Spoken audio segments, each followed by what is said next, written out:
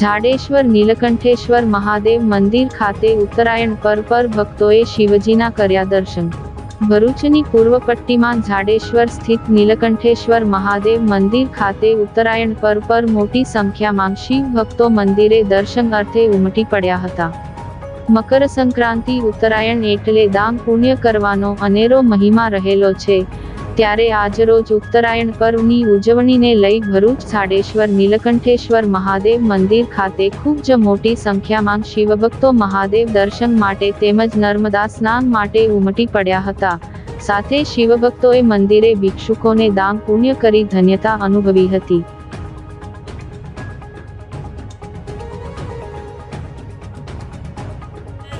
ઉત્તરાયણના દિવસે અમે નર્મદા મંદિરે આવ્યા હતા, દર્શન કર્યા, બહુ શાંતિ લાગી। અને ઉત્તરાયણના દિવસે ખાસ મહત્વ હોય છે, નર્મદા સ્નાન કર્યું, દાન પુણ્ય કર્યું।